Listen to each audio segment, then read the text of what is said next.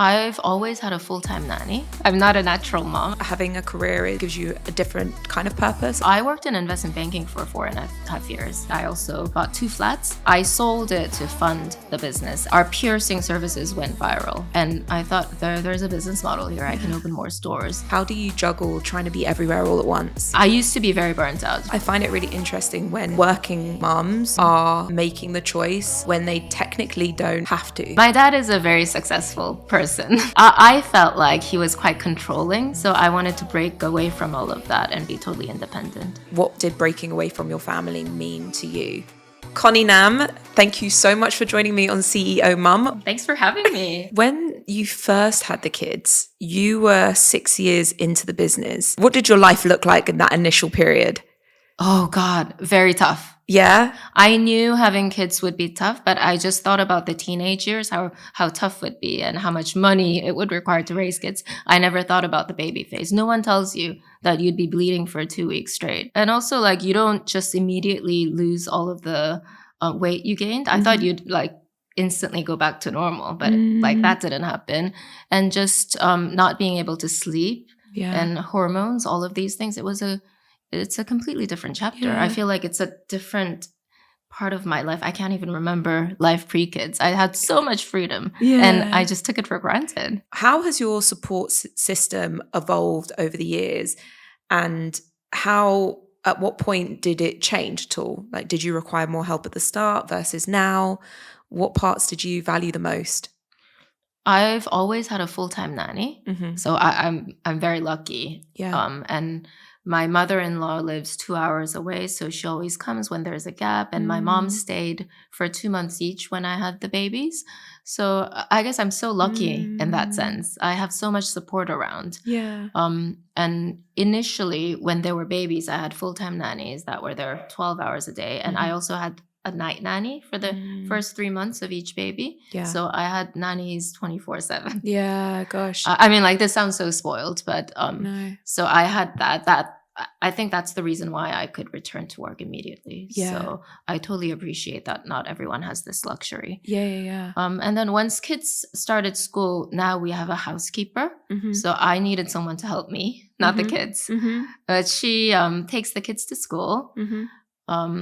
And we also have an after-school nanny who helps them with homework from time to time, so 3 days a week. And does a bit of play. She's also an actress, aspiring actress. So she practices school plays and does singing and plays the piano. So that's quite fun. What kind of influenced you to build that support network around you? I mean, I always knew I couldn't do it. I'm not a natural mom. I think some people juggle everything and put them to nursery and then pick them up and to work. But I knew I needed full-time help. And we were lucky enough to have the financial means to do it because my husband has a lucrative job. We had junior nannies and au pairs in between before we settled with the housekeeper because I knew that's where I needed help on more so than the children. And I ended up doing homework with them most of the times anyways. And I do want to and spend more time with them. So I wanted someone to kind of clear out the stuff that I don't like doing, like housework, laundry, because I ended up spending every weekend doing laundry. And doing the dishes and keeping the house clean. So I can play with the children. I feel like, people listening in might go, oh, it's such a privilege to have support and childcare. And it definitely is, especially with the cost of living going up and the fact that childcare in this country and support is not cheap.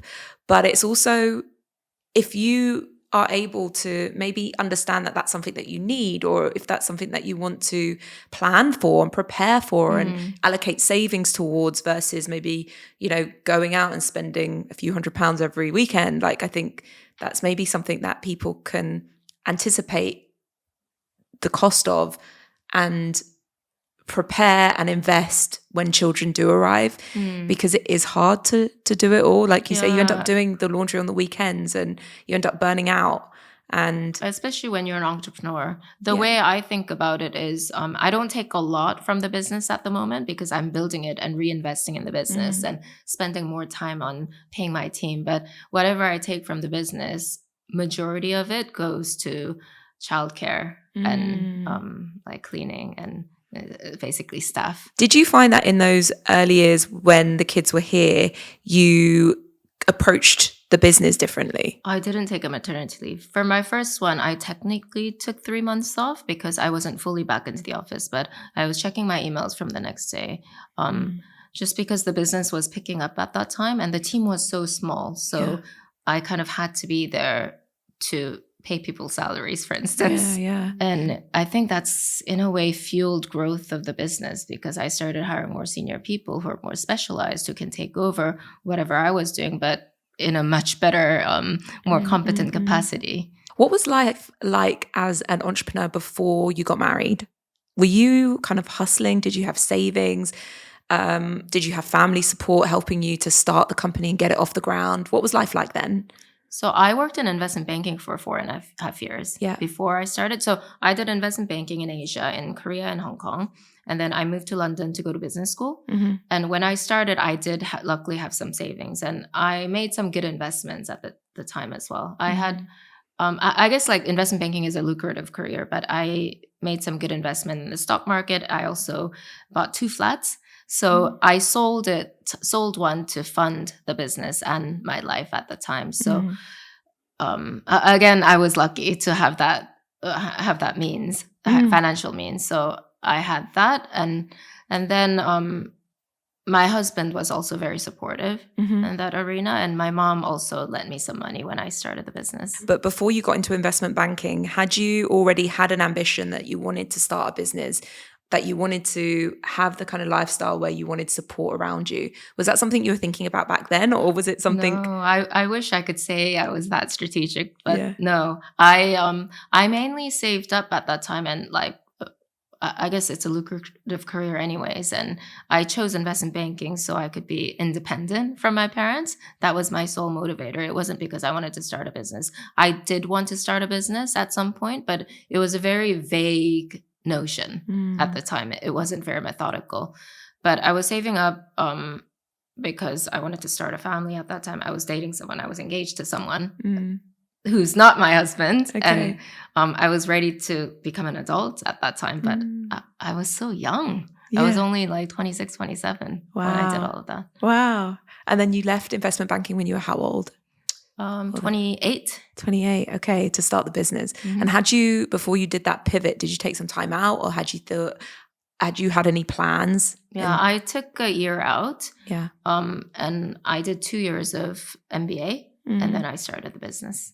So I did my internships at LVMH. Okay. So I dipped my toe in luxury marketing and strategy, did that, put it on my CV. I got my ticket to come to London. And then I guess like starting was easy in a way because it was a bit of a test for me. I didn't want to get a job. And it was a bit of a project initially. What was it like when you ended that? What was like kind of any key learnings that you were able to carry across into Astrid and Miyu? I guess if you work in investment banking, you're preparing pitch decks and helping big businesses raise money. So when you're young, you gain a very wide perspective around businesses, business models, and financials. So that's really helped me. In terms of how your day has shifted from when you first became a mum, what did it look like back then? Oh, back then I was so free and I was so flexible. Everything was kind of, I went with the flow quite a lot before my kids. It also coincided with the fact that I had a very small team. I only had 8 people in the office. Now I've got 100 people in the office. Wow. So I have a completely different job. So I do need to be a lot more organized, regardless of kids. But I think I was a lot more fluid.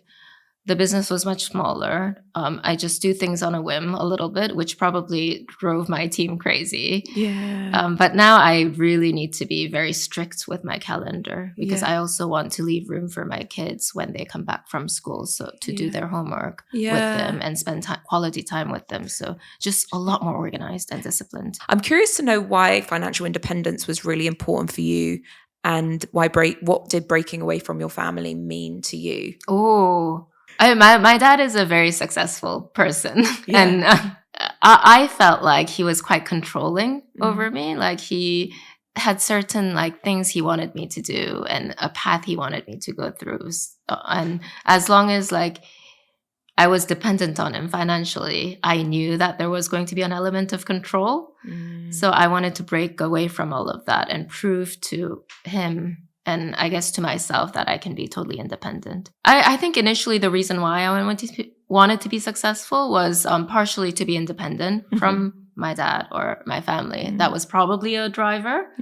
And I'm quite a competitive person just to prove to the world. But now it's sort of shifted as the business grows. The team really inspires me as well. And kind of our mission to do things differently and innovate the industry. All of these things inspire me. So it's kind of shifted to a more positive motivation. But, you know, like I still got chips on my shoulders. Yeah, of course. And the thing is, I think, you know, it's a different part of your brain that's working. It's a different part of your personality that's being fired up. It's a different part of yourself that you're being able to express in the workplace. And that's not to say that if you choose not to work, or if you are a single parent and choose not to work, like no matter, I always believe everyone's choice is up to them, and everyone's attitude and approach is whatever they want to do, whether they want to work or not work. But I find it really interesting when working mums are making the choice when they technically don't have to. Yeah, I think being a stay-at-home mom is such a beautiful thing, and there's so much purpose in it, but I just can't be that person. I think I'm a much better mom when I'm working, and I love the fact that my children see the store and they're very proud of me, and I can be a good role model in that sense. Yeah. Whereas like if I stayed at home, I feel like I'm going to be a very grumpy mom. And I think so many stay-at-home moms are amazing. They're like baking cookies and they always have a smile. And I really admire that. I just can't be that way. Yeah, no, I definitely relate. And I think there's a lot of people out there that will be thinking that exact same thing too, that having a career gives you a different kind of purpose and another purpose. I think it's also easier. Just for me, being at work, being in meetings is so much easier than raising children. Interesting. Yeah, I think there's definitely parts of that I can relate to. It's requiring a different muscle, really, being in the workplace. Yeah. But what does a typical day in the life of Connie Nam look like? So Mondays I work from home. I get into team calls, so to get everyone prepared for the week. And then Monday afternoons I normally go to the stores to check on our stores, because we've got I think we've got close to 10 stores in London. Okay. And then Tuesdays are office days where I have back-to-back internal meetings, and it's a non-negotiable. So I have no external meetings whatsoever on Tuesdays. And then Wednesdays I have my one-on-ones in the afternoon, but mornings I leave free for thinking time. And then Thursdays are all reserved for external meetings, and Fridays are a bit more fluid. So that's kind of the day in the life or the week in the life of me. Really interesting. Why did you decide to schedule certain meetings at certain times a day and days of the week? Yeah, so Tuesdays people normally like to come to the office, because I think these days when it's more flexible, Mondays and Fridays people like to work from home so that they can ease into work and do more admin. We have a lot of moms in the office as well, so just giving that flexibility. So like I decided to go to the office Tuesdays and Thursdays because that's sort of what the team wanted. And then I always want to have my team meetings on Monday so we can set the tone so everyone knows what's going on, because visibility and context is so important. And then I like to leave these free blocks in so I can think or have time to do things like this and meet interesting people like you, or do stuff. Before it used to be very erratic. I'd have like one-on-one on a Monday, one-on-one on a Wednesday. And it was impossible for me to fit things around my calendar or do external meetings. That's why I became a lot more methodical. And the team had followed as well, which is really good. It gives people a lot more bandwidth to do other things. I really like that. Do you prep on like a Sunday night for the Monday ahead? I normally wake up quite early on Monday. So I would wake up at 6 o'clock to prep for all the meetings before the kids are awake. So I'm kind of prepared. I'm not rushing into things, but I'm not a morning person at all. I'm not a 5 o'clock club kind of person. I want to talk about mum guilt, because that is something that so many mums face. They're never showing up enough in the workplace, they're not showing up enough with their Mm. families. And we want to give 100% to every area of our lives. No matter how much support we have, we still want to show up in the ways that we want to and be the best person that we can. Have you ever had moments where you felt like you were just not doing enough? And how did that, what are some examples of that? Yeah, all the time. Yeah. All the time. Like once I missed an important play for one of my daughters because I had a work trip planned and I didn't cross-check the schedule, and I felt so guilty and so bad about it. In your mind, how do you juggle that, trying to be everywhere all at once? Just simplifying the calendar. So I think there was a moment when I like attended all external events and said yes to everything. But this year I've only done 2 podcasts. This one and another one 2 weeks ago. I'm really trying to simplify things and only say yes to things that I absolutely think are valuable. Yeah. So that's one thing. Because when you're tired, even if you have time, you do tend to feel more guilt because you're just tired. Of and course. your I guess psychology becomes a lot more negative. Yeah. I'm not very organized, but I became organized after I have kids, and I think that's so important. Yeah. Just leaving space and even playing with children, just having that calendar block and being prepared for it, just mentally preparing for things, I think is really important. And if you have that block, if I have that block, I do feel like, oh, I've done something with them. It's about the quality, not the quantity. Yeah, agreed. How do you protect your well-being from burnout? I mean, firstly, I'm very affected by my hormones. So I always track my period cycle. Yeah. And when I get very irritated, it's always the week before my period. So just tracking that and being aware of it and telling my husband in advance, like, I've got my period next week. So he's more forgiving during that week as well. He knows what's to come. If I'm shouting at him, he's like, it's not me. It's the period. Yeah, I used to be very burnt out from 2019 to I think 2021, while I was building out my team. There were things like I was like doing a lot of execution, and I was putting strategy for different departments as well at that time because it wasn't a fully fledged leadership team. So I was trying to do everything. I would put kids to bed and then I'd have my laptop open next to them, just doing things. And like weekends I was working. I think you can't really avoid that period in a way of slight burnout or slight to max burnout for a founder. Interesting. Because you're trying to adapt to things and do things and put the structure in, hire a team. Some people might not work out, then it creates more work. I'm not sure whether it's maybe like if you're a second-time founder, you wouldn't make that mistake. But as a first-time founder, I certainly made so many mistakes.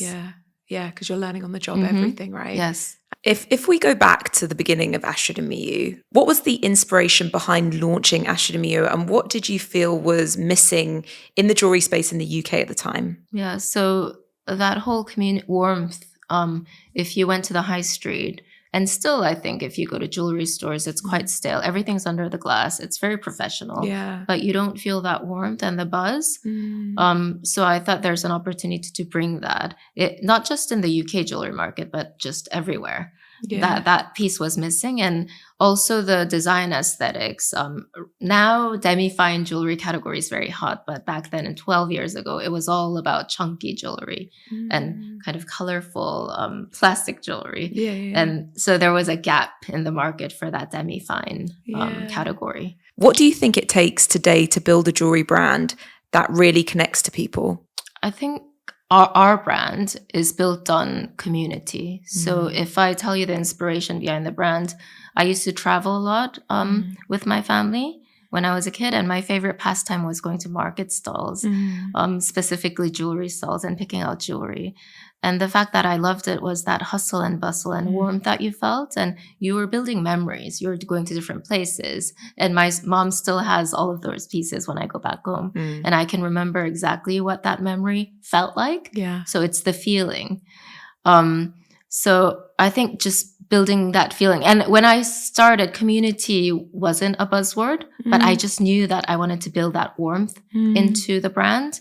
And back home in Korea, I used to go to a small boutique where the owner was sitting there. It was probably half the size of this alcove, but the owner was sitting there making jewelry. And the pieces were beautiful, but the reason I went in was because she was so friendly. She always remembered our conversations. She asked me about my day. We would have coffee together and have a conversation. I'd walk out with jewelry because they happened to be beautiful, but I walked in because of her, because of the community she was building. So because you kind of handed over a little bit more responsibility because you had your baby, that led some of the team to become more senior in the company. Was there anything else besides it coinciding with motherhood? Yeah. So in 2017, which is the year when I had my first, we launched our piercing services in our stores. At that time, we only had 2 stores, but it just blew up. And we became so popular. And I thought there's a business model here. I can open more stores and I can't wait. That's when I started hiring people and we grew. So in 2017, we only had 2 stores. And then right before COVID, we had 4 stores. And coming out of COVID from 2020 to 2022, it became a 20-store business. Wow. So just that store growth, alongside store growth, not just the retail team, I had to hire the foundation teams like finance team, HR team, marketing team had to be like built up, and product team as well. I think as you grow, getting the org chart right at the right time and having the right people to execute on your strategy based on the org chart. The what chart? Organizational chart. So like the people basically and the structure you behind this. Yeah. This is probably the most important thing. I mean, I don't know. Strategy comes naturally to me. I can just think about the strategy, but unless you've got the right people to execute, things won't happen. But alongside store growth, our piercing services went viral within the stores. And also coming out of COVID, we always had the welding services, the permanent bracelets, but it was a bit slow initially because people didn't know what it was. And we only had it in our Kings Road store, one store. But coming out of COVID, I think a couple came into one of our stores and they weren't influencers. They didn't have a lot of following, but that particular post got 2 million views on TikTok. Oh, wow. And we started getting bookings of welding like nonstop. And the entire Beckhams came into our store and got welded. What do you think was it about that post that made it go viral, made welding go viral? I don't know. I think it was a very unique experience. And it was a couple, it was a gay couple that came in as well. And it was just a beautiful content. And I guess people just loved it. What was the point in the business that you felt that you could slow down? I don't think I could ever slow down. But in the last 12 months, it's been a bit more manageable for me because kids are a bit more grown up. They're a lot more independent, but the team are a lot more independent as well. So I've got such a good leadership team and they take on all the responsibilities of different departments. So I'm more focused on the future and the strategy of the business and just supporting them. So it's become, my schedule's become a lot more manageable. It's funny because the business is much bigger. So technically my responsibility is bigger, but my job is in a way a bit easier. Interesting. And I think that goes back to what you were saying about delegating with senior leaderships and having a great senior leadership team around. Did you find that having that leadership team allowed you to kind of not only just take a step back, but focus on other areas of the business? And if so, what areas did you then focus on? So not a particular area, but I think more about the future and how we can innovate in which areas. Okay, brilliant. And then I guess my last question is, what does being a CEO mum mean to you? Not just the title, but in terms of the lived experience behind it. I think it's about being a good role model for my children. And that's one of the main motivators for me as well. I talked about my motivation before, about the team and the mission, but another motivation is my children, the fact that they look up to me and they love the business because they can understand it. Yeah. And my second one, Sky, she's so interested in the business. She asked me about logistics, like, oh, who picks up the, who delivers the products and where are all the products in your office? She asked all these questions and she told me that she wants to take over Astrid and Miyu when she grows up. Oh, that's so cute. That is so adorable. A little entrepreneur in the making. We always end with a quick fire round. And there's no right or wrong answer. It's just whatever comes to your head first. If you weren't in your current business, what would you be doing? An art curator. Ah. Any particular type of art? Modern art. Modern art. What are your 3 must-haves in your motherhood toolkit? And it could be an object, a skill, or a mindset, but something that helps you as a healthy, thriving working mom. Good night's sleep. Yeah. Good moisturizer. Water. Ah, all of those fundamentals. If you could swap roles with a CEO mum, dead or alive, who would it be? Ooh, that's a good question. Victoria Beckham. Yeah, she's bossing it now, right? Yeah, she is so cool. And she's kind of like, I think she's so resilient. And she was always my favorite Spice Girls anyways. When you think about your daughters and when they look back on your life, what do you hope that they'll say? I could tell my mom everything. Powerful. Well, Connie Nam, thank you so much for joining me on CEO Mum. It was such a pleasure having you on, and thank you so much for all your insights, your wisdom, and your experience. Oh, thank you for having me. It was so fun. Thank you.